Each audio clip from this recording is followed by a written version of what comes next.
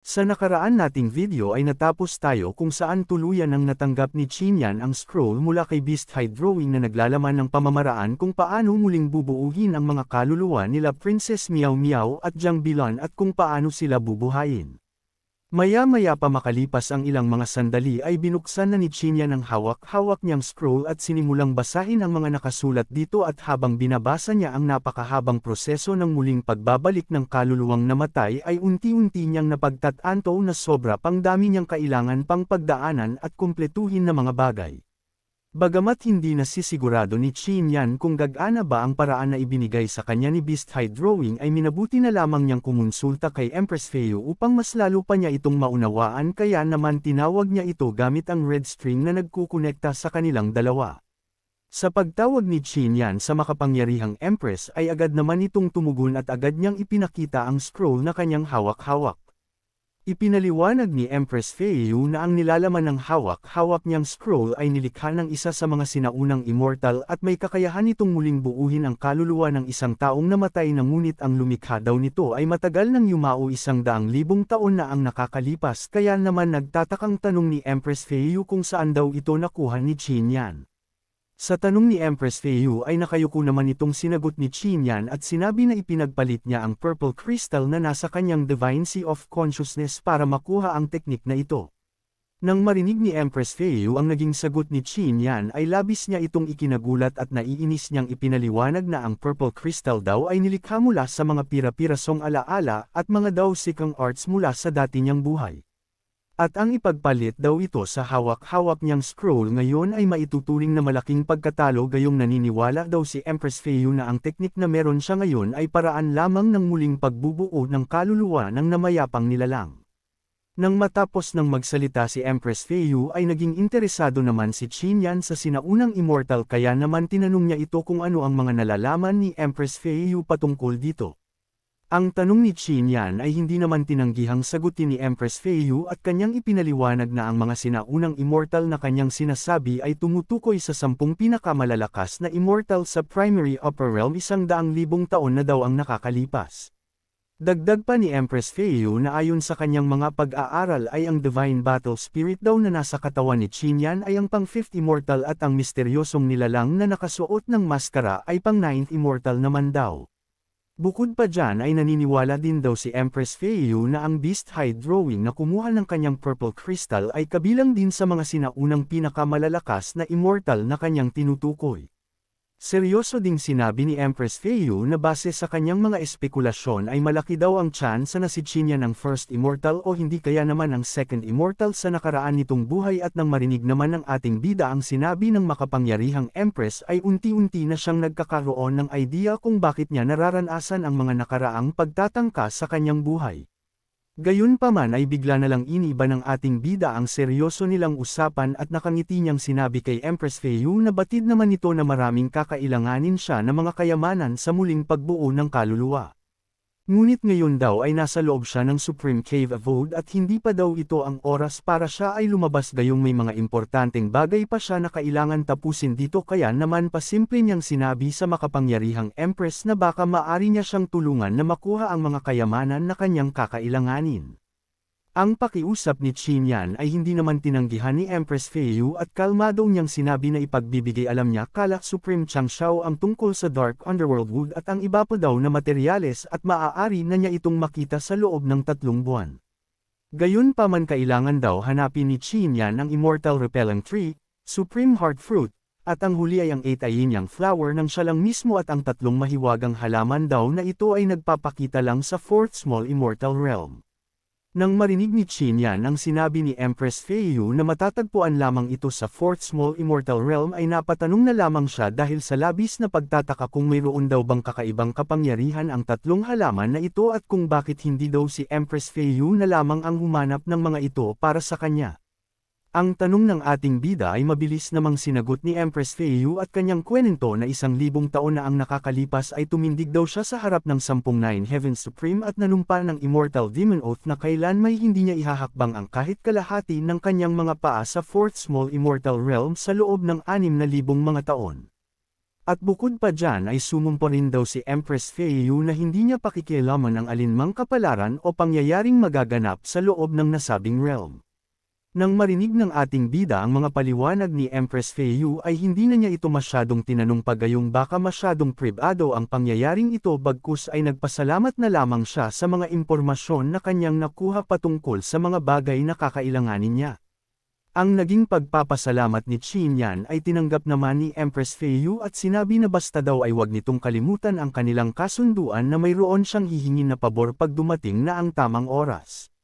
Makalipas ang ilan pang mga sandali ay tuluyan na rin naglaho ang makapangyarihang Empress at sa pag-alis nito ay naramdaman naman ng ating bida na may mga nilalang ang nasa likod ng malaking pintuan kaya naman inisip niya na baka ito ang tatlo niyang senior immortal. Hindi na nagsayang pa ng oras si Qin Yan at agad na siyang lumabas ng silid upang salubungin ang kanyang mga senior. Subalit nang tuluyan na siyang makalabas ay ibang mga nilalang ang bumungad sa kanyang itaas gayong ang kanyang nakita ay walang iba kundi ang hangal na si 8th Brilliance Demon Emperor na kasalukuyang pinagtutulungan ng mga grupo ng Immortal Demon Beast. Takang-taka ang ating bida nang makita niya si 8th Brilliance Demon Emperor gayong ang huli pa nilang pagkikita ay noong nasa loob pa siya ng Land of Immortal Death. Sa kabilang banda naman ay sobrang pagkagulat din ang naging reaksyon ni 8th Brilliance Demon Emperor nang makita niya si Qin Yan gayong hindi niya lubos akalain na dito pa magtatagpo ang kanilang mga landas. At dahil hirap nang makatakas si 8th Brilliance Demon Emperor sa mga Immortal Demon Beast ay humingi na siya ng tulong sa ating bida at mayabang pa niyang inutusan itong iligtas siya gayong mayroon naman daw sila nitong pinagsamahan kahit papaano. Ang paghingi ng tulong ni 8th Brilliance Demon Emperor ay hindi naman agad tinupad ng ating bida at tinanong muna niya ito kung ano ang ginagawa niya dito sa Supreme Cave Abode at kung hindi daw sasabihin ng hangal ang totoo ay hindi niya pipigilan ang mga Immortal Demon Beast na kainin siya.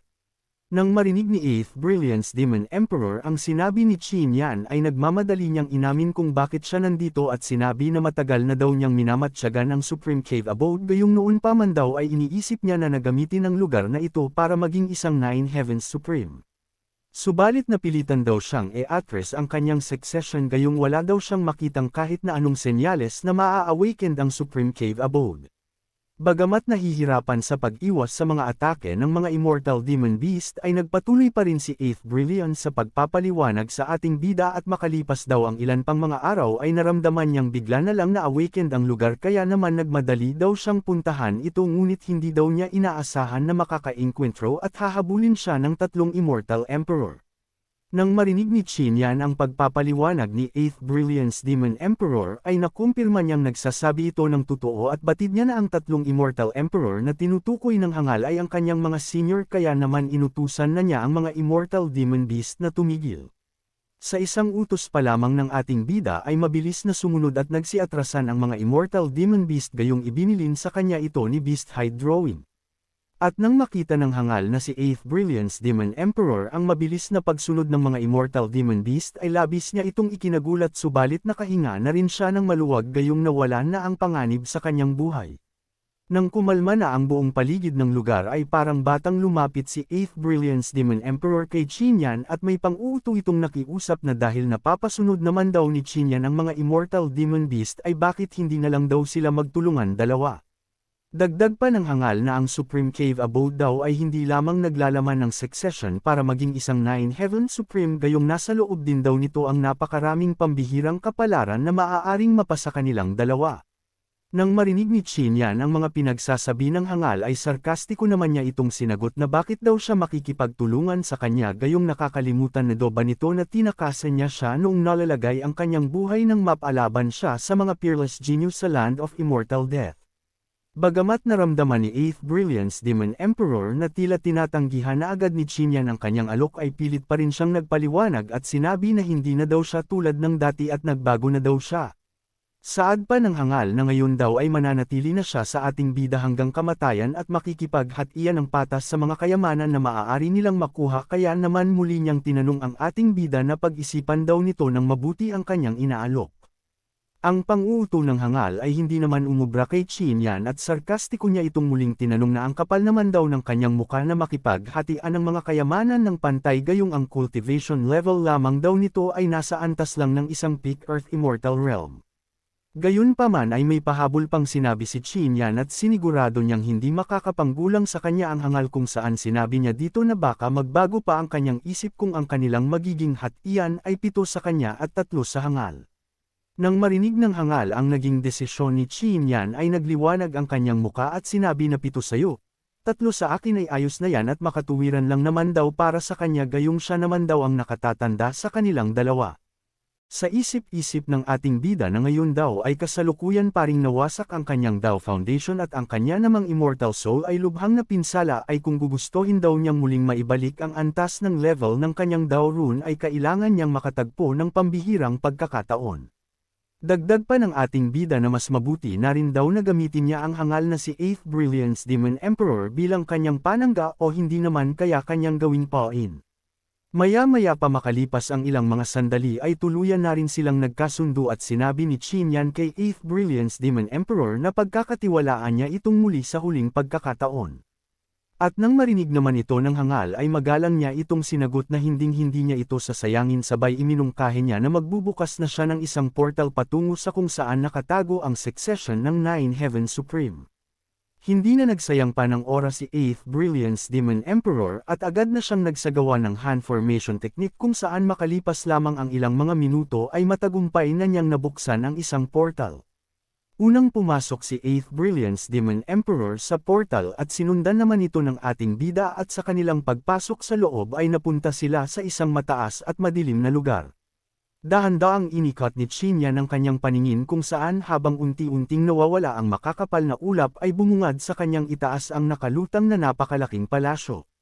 Bago sila magpatuloy ay ipinaliwanag muna ni 8th Brilliance Demon Emperor kay Qin Yan na ang succession daw na kanilang hinahanap ay nasa loob ng palasyo subalit kailangan daw nilang maging maingat at kumilos ng palihim gayong kapag daw naramdaman ng tatlong hangal ang kanilang mga presensya ay tiyak daw sila ay papalayasin ng mga ito.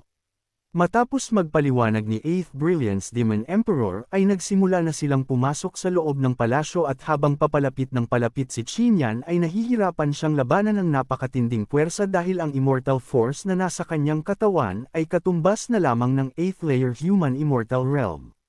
At dahil sa napakatinding aura na bumabalot sa buong palasyo ay mas lalo pang bumaba ang kanyang cultivation level sa 5th layer human immortal realm. Subalit sa hindi inaasahang pagkakataon ay bigla na lang nagkakaroon ng matinding reaksyon ang badge na ibinigay ni Supreme Chang Xiao at napansin ni Qin Yan na natutulungan siya nito maibsan ang matinding pressure na dulot ng mga iniwan ng mga Supreme God sa lugar na ito. Ilang sandali pa ang lumipas at matagumpay na rin silang nakapasok sa loob at agad na bumungad sa kanila ang isang malawak na libingan kung saan nagkalat ang napakaraming kayamanan na Immortal Saber Artifact kaya naman masayang-masaya ang hangal na si 8th Brilliance Demon Emperor. Sa kabilang banda naman ay ginamit ng ating bida ang kanyang God of War GoldenEye at mabilis niyang napansin ang tatlong Immortal Saber na mas malakas ang inilalabas na aura kumpara sa iba. Ang hangal na si 8th Brilliance Demon Emperor ay hindi pa rin maiwasan na maglawi sa mga kayamanan at kanya pang sinabi na ang lahat daw ng Immortal Saber na nandito ay ginamit ng isang Nine Heavens Supreme na si Supreme Ru daw lalong-lalo na daw ang tatlong Immortal Saber na naruroon sa hindi kalayuan. Bago tuluyang maghatian sa mga kayamanan ay pasimple pang sinabi ng hangal na gusto lamang daw niyang liwanagin na pagdating daw sa mga artifacts at iba pang manuals ay bahala na silang dalawa ni Qin Yan na pumili ng kanilang nais mga kuhanin.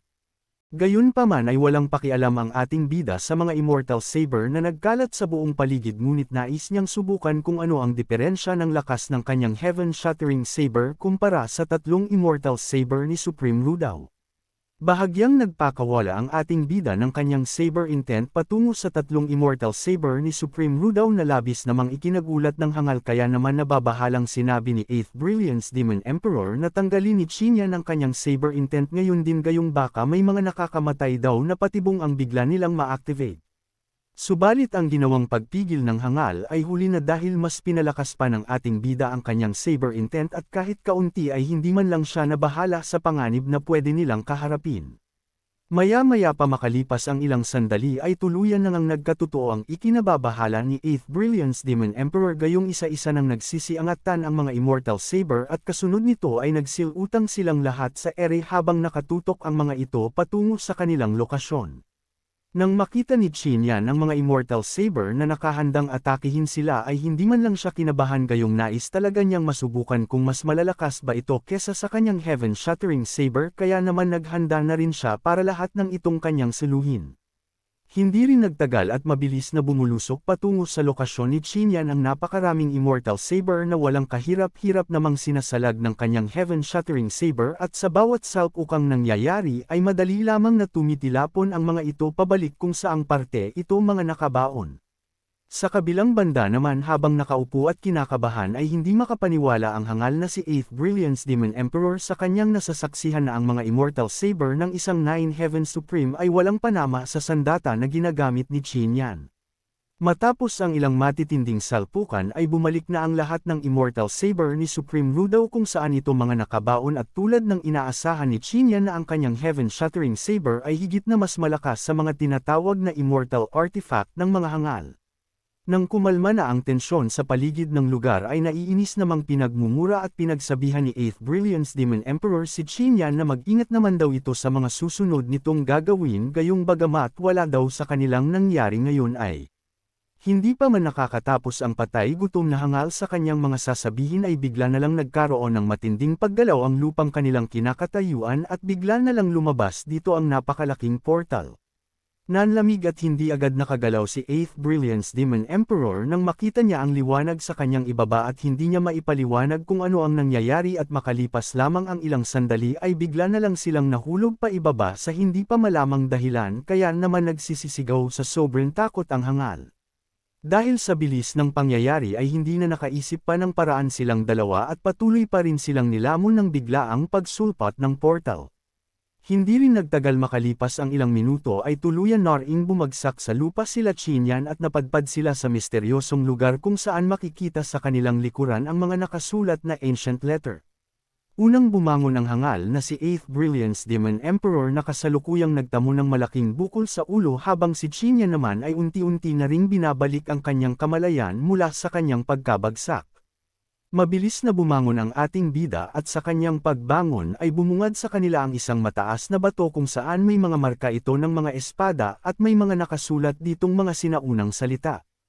Agad na ginamit ng ating bida ang kanyang God of War GoldenEye upang alamin kung ano ang mga nakasulat sa malaking bato subalit laking gulat niya nang pagmasdan niya ang malaking bato ng matagal ay naramdaman niya na tila para bang gusto nitong lumunin ang kanyang pag-iisip.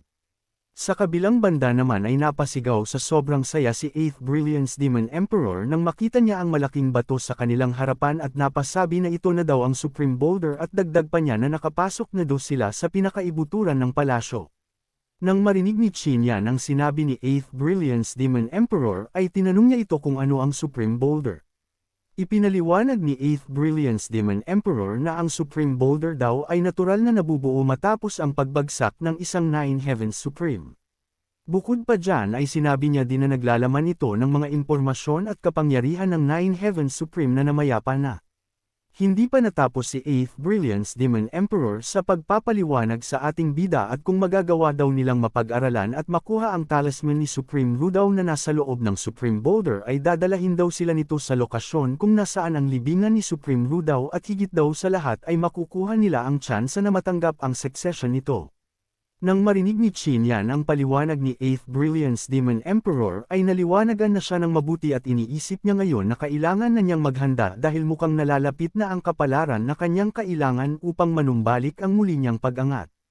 Si 8th Brilliance Demon Emperor ay matagal na pinagmasdan ang ating bida at sa isip-isip niya ngayon na sobra talagang napakahusay ng kapalaran ni Qin Yan na tila ba tunay itong pinagpala kaya naman para sa kanya ay mukhang ang pakikipagtulungan dito ang pinakamatalinong desisyon.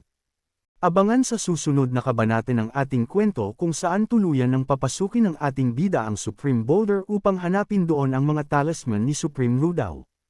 Subalit sa pagpasok ni Qin Yan sa loob nito ay hindi lamang talisman ang kanyang mahahanap gayong maging ang Saber Intent ni Supreme Rudaw at mga ilang importanteng alaala ng namayapang Nine Heavens Supreme ay matatagpuan din niya dito. Sa susunod din nating kwento ay aksidenteng magtatagpo ang landas nila Qin Yan at ang kanyang mga Senior Immortal Emperor subalit sa puntong ito ay nasa hindi sila magandang kalagayan dahil ang kanilang mga katawan ay nagtamo ng matinding pinsala. Bukod pa dyan ay marami pa tayong mga revelasyon na malalaman sa mga susunod nating mga kabanata gayong magkakaroon ng matinding salpukan ng ating bida laban sa kanyang mga senior gayong malalaman ni Qin Yan na pinaslang nila Bless Immortal Emperor si Empress Red Zither. Kaya naman kung nais mong subaybayan ang mga susunod na matitinding bakbakan ay tumutok ka lamang sa ating kwento at e-open mo lang ang iyong notification bell at huwag mo na rin kalimutan na mag-like, comment pagkatapos mong mag-subscribe.